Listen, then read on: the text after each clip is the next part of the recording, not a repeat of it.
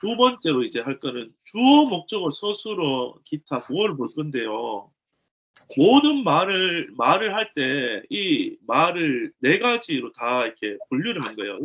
우리 한국도 예를 들면은 그냥 쉬운 문장 하나 쓰면은 나는 내가 사과를 먹었다. 그러면 내가 주어, 사과를 목적어, 먹었다 소스잖아요. 그렇죠? 그런데 주어, 목적어, 소스로 말고 안 들어가는 나머지 그 이유나 시간이나 뭐 어떤 다른 그런 거 있잖아요. 안 들어가는 거는 이제 나머지 기타로 이렇게 분류를 하는 거예요. 그래서 이 성경을 만들면서 66권에 있는 모든 말들을 네 가지 그 서체로 분류를 다 했어요. 단 네 가지 서체로. 요거는 주어에 해당되는 건 이런 서체로 하겠다. 목적어는 이런 서체로 하겠다. 폰트를요. 그리고 서술은 이런 폰트를 하고 나머지 주목서에 안 들어가는 거는 이런 폰트로 하겠다. 그래서 에베소서 1장 펴시고요. 한번 네 가지 서체가 어떤 게 있는가 지금 한번 눈으로 한번 찾아보세요. 동그란 것도 있고 뾰족한 것도 있고 어떻게 네 가지가 있지 한번 찾아보세요. 눈으로. 제가 물 받는 동안 한번 구경해 보세요. 이거 네 가지로 보이는지 뭐 어떤 분은 다섯 가지나 하기도 하고 어떤 분은 그게 그거 같다 하기도 한데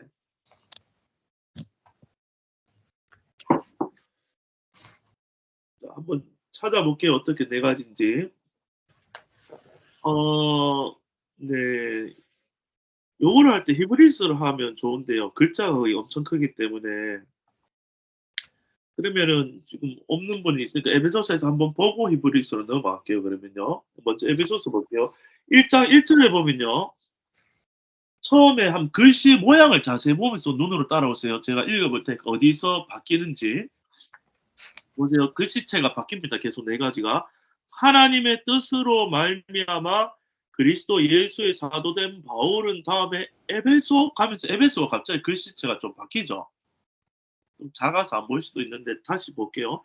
하나님의 뜻으로 말미암아 그리스도 예수의 사도된 바울은까지는 같은 글씨체예요. 그 획 자체가 가로나 세로 획 자체가 둥글둥글하게 돼 있어요. 그 끝 처리가. 그런데 에베소 가니까 갑자기 뾰족해졌죠. 에베소에 있는 성도들과 그리스도 예수 안에 신실한 자들에게까지는 또 그 같은 서체로 쭉 갔어요. 그런데 다시 편지 한원이가 좀 굵으면서 까만색 진하면서 뭔가 확 달라졌죠. 분위기가. 그렇죠. 네. 그러니까 여기 보면요. 제일 처음에 나왔던 이 굴림체라고 우리가 얘기했거든요. 서체도 이름 여러 가지 얘기하니까 사람들이 헷갈려서 네 가지로만 얘기할게요. 여기 하나님의 뜻으로 말미암아 그리스도 예수의 사도된 바울은 요 글씨체가 굴림체인 거예요. 굴림체. 네. 주목선 나중에 하고 서체만 먼저 할게요. 네. 그리고 나서 그 에베소에 있는 성도들과 그리스도 예수 안에 신실한 자들에게 보면요. 약간 끝이 뾰족뾰족하게 돼 있고 조금 다르죠. 제가 그러면 에베소서 안에 큰 글로 찾아드릴게요. 큰 글씨로 된 걸로. 자, 그 12절 보실래요? 12절에. 12절에. 이는 하는 그 글씨체 있죠. 이는. 요게 지금 굴림체예요. 굴림체. 끝이 약간 이 할 때 세로 회계 위에 동그랗게 돼 있죠. 이는 요 굴림체가 있고요. 그 다음에 11절 맨 마지막에 보면 기업이 되었으니 바로 위에 죠. 이는 방금 본데 바로 위에 뭐 기업이 되었으니 글씨 뭐 있어요? 요 굵으면서 여기 반듯하게 돼 있죠. 요걸 고딕체로 해요. 고딕체. 고딕체. 그러니까 처음 한번 저 설명하고 반복해 드릴게요. 굴림체고 고딕체고요. 그다음에 기업이 되었으니 바로 위에 보면은 그 안 크게 돼 있죠. 빨간 박스 안에다가 그 안. 요거 자세히 보면요. 획이 굵었다가 얇아졌다가 끝에 가면 다시 굵어지고 끝이 사선으로 탁탁 뾰족하게 커팅돼 있죠. 요런 서체를 보석체라고 해요. 보석 반짝반짝 하는 것처럼 보석체라고 해요. 그러면은 지금 이르는 굴림체, 기업이 되었으니는 고딕체, 그 다음에 요 뾰족뾰족한 요거는 보석체거든요. 그리고 한 개 또 안 했는 게 큰 걸로 찾으려니까 지금 잘 안 보인대요. 그 안 바로 위에 보면 작은 글씨긴 한데 우리가 다음에 예정을 입어할 때 예정을 하는 글씨 보실래요? 방금 했는 그 안 바로 위에 보면은 십자가 빨간색 있고 예정 적혀 있죠. 요 글씨체는 궁서체예요. 붓글씨처럼 궁서체. 획이 적을 때마다 약간 그 꺾어서 있죠. 획을 꺾어서 이렇게 내려오는 궁서체예요. 그 옆에 보시면은 1장 7절 옆에 왼쪽 줄에 1장 7절에 구속돼 있죠. 구속곧 제사함을 받았으니 요 구속이 좀 크네요. 글씨가 그래도 요렇게 붓글씨처럼 이렇게 싹 꺾어서 쓴 궁서체 요게 궁서체. 그러면 주목수 들어가 이제 서체가 4가지 있다 했는데 자 이제 서체하면 머리가 좀 지날 수가 있거든요. 그냥 익숙해질 때까지 이게 들으시면 됩니다. 자, 굴림체가 있을 거예요. 굴림체가 있었고 그 다음에 이렇게 뭐 궁서체가 있었고요. 또 뾰족뾰족한 보석체가 있었고 굵은 그 반듯한 고딕체가 있었어요.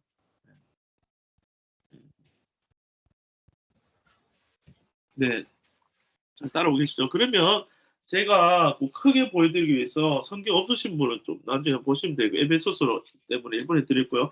히브리서 한번 펴보세요. 히브리서 성경 갖고 있습니다. 히브리서 1장 주목서 할 때는 이 히브리서로 해야 빨리 배울 수 있거든요. 히브리서가 어디냐면 2526페이지 2526페이지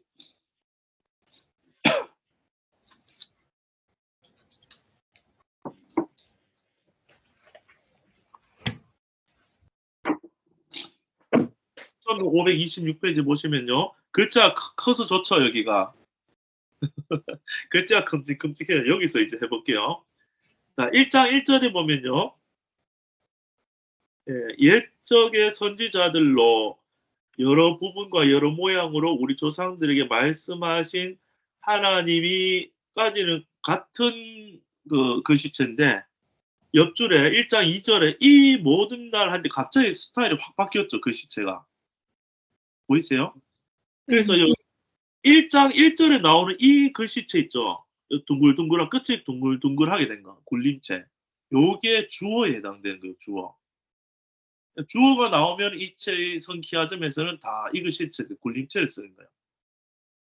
그 다음에 그 차례대로 해볼게요. 그러면 2절에 나오는 지금 이 모든 날 마지막에 아들로 우리에게까지가 같은 서체인데요. 뾰족뾰족하다 했잖아요. 굵었다가 얇아지고 요런 스타일을 보석체를 한다 했어요. 보석체. 보석체는 주어도 아니고 목적어도 아니고 서술어도 아니고 나머지 기타예요. 기타. 거기 안 들어가는 그 말들은 다 보석체라는 거예요. 그리고 아들로 우리에게 밑에 보면요. 말씀하셨으니 하고 반듯한데 획 자체가 되게 굵죠. 말씀 보세요. 물론 글씨 키워놔서 크게 보이는 것도 있지만 작더라도 비교적으로 굵게 써요. 이게 고딕체. 말씀하셨으니가 서술에 해당되는 서체인 거예요. 폰트가. 말씀하셨으니. 예. 그 다음에 안 했는 게 목적을 안 했는데요. 오른쪽 그 한 칸 넘어가면요. 중간에 제일 큰 글자 2를 보실래요? 2를. 세 번째 줄에 중간 약간 밑에 보시면 2를 찾으셨죠? 어딘지. 큰 글자 2를 있죠. 여기 글씨체가 공서체니까 공서체는 목적어에 해당되는 거예요. 목적어. 요 글씨체는 다 목적어. 그러면요. 지금 4가지를 여기서 다 히브리서에서 했는데요. 처음에 나온 저 1장 1절에 저 굴림체는 주어. 그 다음에 1장 2절에 그 뾰족뾰족한 보석체는 기타. 주목서가 말고 기타. 그 다음에 말씀하셨으니 고딕체 있죠. 반듯하고 굵은 거. 그거는 서술어. 그리고 옆에 일을 할 때 궁서체 있죠. 붓글씨처럼 궁서체. 요거는 목적어. 첫날은 보면 막 좀 많이 헷갈릴 수도 있어요. 뭐 지금 머리 넣을 게 많아가지고. 그러면요. 이 4가지 서체가 계속 이제 바뀌는 거예요. 그러면 요거를 이제 처음에 할 때는 빨리 이제 좀 이기려면은 퀴즈 내가 맞추기를 하면 이제 빠르거든요. 제가 짚으면 여러분이 또 그냥 안 지금 계신 곳에서 맞추기 하시면 돼요. 제가 히브리서 1장 여기 1절 요 페이지 편을 오른쪽 왼쪽 보면서 단어를 어디 짚어드리면은 그게 일단 서치부터 해볼게요. 주목서 하지 말고 굴림체라고 하든 대답한다든지 아니면 보석체, 고딕체, 공서체, 요런 이제 서체를 찾아보는 거예요.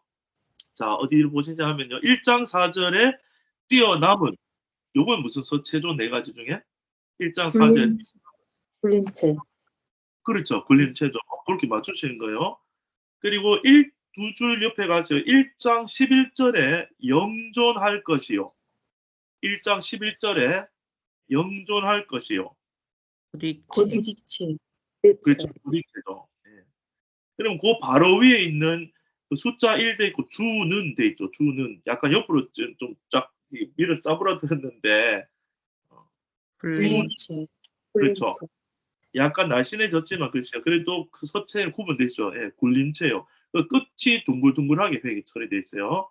자, 그 다음에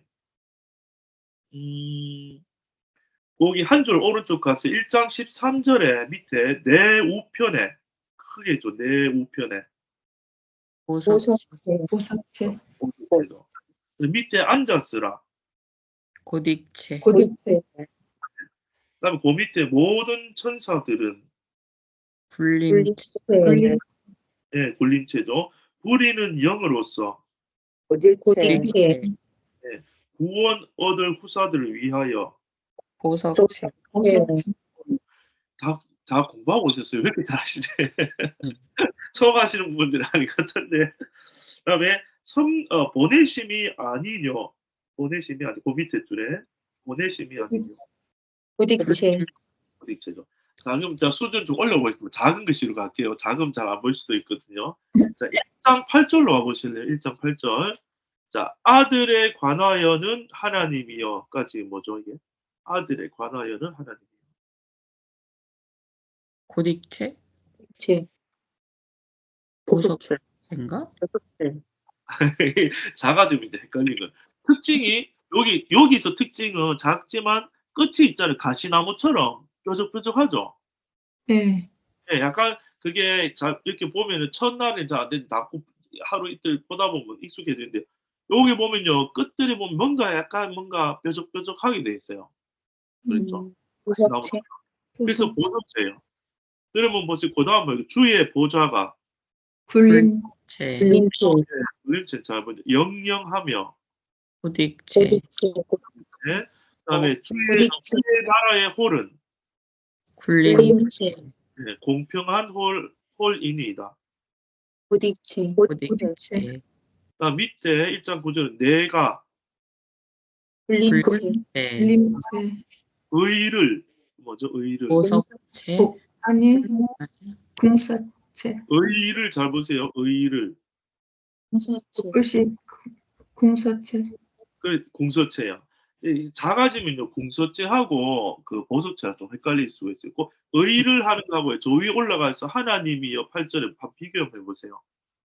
저도 눈이 안 좋아. 하나님이 할 때는 뭔가 끝이 굵어져서 뾰족뾰족하고 딱 사선으로 탁탁탁 이렇게 커팅이 돼 있잖아요. 근데 의를 보면 약간 붓끝이 좀 꺾인 게 꺾어쓰기 그렇죠. 의를 이 공서체입니다. 그 다음에 사랑하고는 뭐죠? 고딕체. 그다음에 밑에 불법을 공서체. 그렇죠. 공서체고 이제 다 보시면 미워하였으니 고딕체. 그다음에 그러므로 한번 보죠. 그러므로 보석체. 아 그렇죠. 보석체 잘하셨습니다. 그다음에 하나님은 공서체. 굴림체.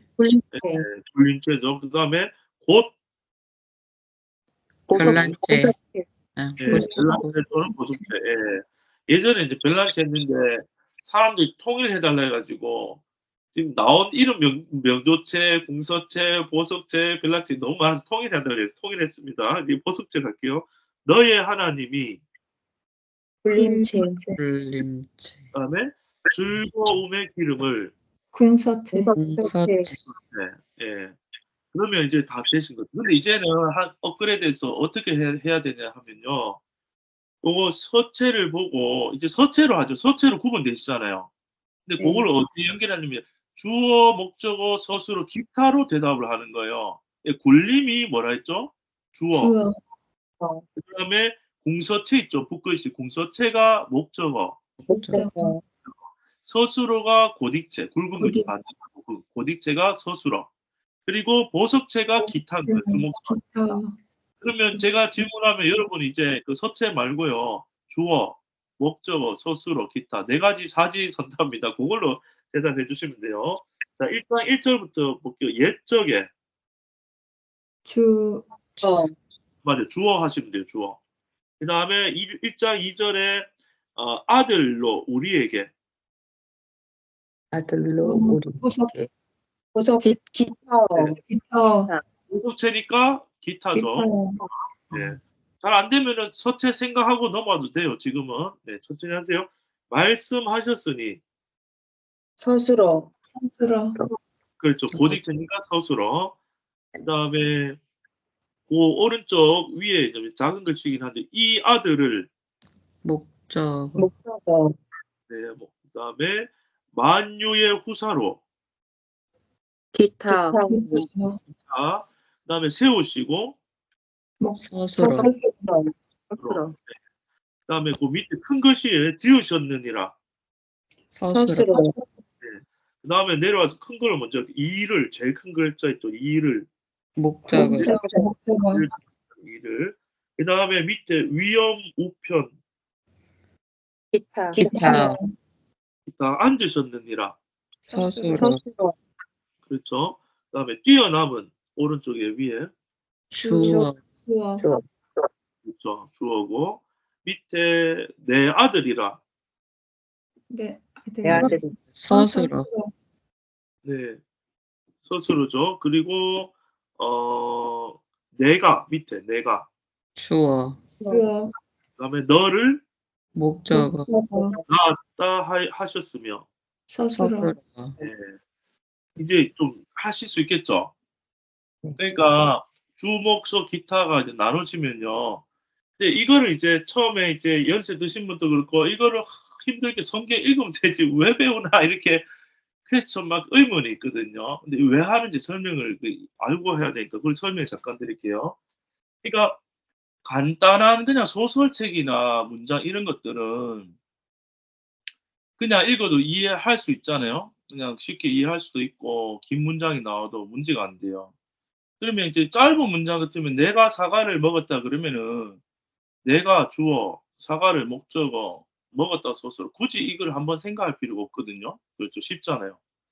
그런데 예를 들어서 문장이 길어지면 어떻게 되겠어요? 제가 이 내가 사과를 먹었다는 한 문장을 한 페이지로도 만들 수도 있어요. 예를 들면 내가인데 뭐 1900, 뭐 1970 몇 년에 대구에서 뭐 어느 전기를 받아 어떻게 저렇게 태어난 내가 엄청 길게 설명하고 그리고 엄마가 어제 시장에서 나를 생각하며 사오신 빨갛고 싱싱한 사과를 만약에 느릴 수 있으면 더 느릴 수도 있겠죠. 그리고 내가 친구들과 함께 들판에 누워서 하늘을 바라보며 하나님께 감사하며 맛있게 먹었다. 이러면 문장이 주, 목, 서 말고 앞에 엄청 꾸밀 말이 많아지잖아요. 그래도 이 문장은 좀 이해가 우리 빨리 한글이고 내가 사과를 먹었다는 동작이니까. 근데 예를 들어서 서신서나 이런 내용들 보면 사도 바울이 하나님의 계시를 받고 영적인 내용들의 복음에 관한 걸 막 받아가지고 막 길게 쓰면요. 에베소서 같은 경우에 문장이 엄청 길거든요. 그러면 사람들이 에베소서 읽으면서 엄청 내용 파악이 안 되고 어려워해요.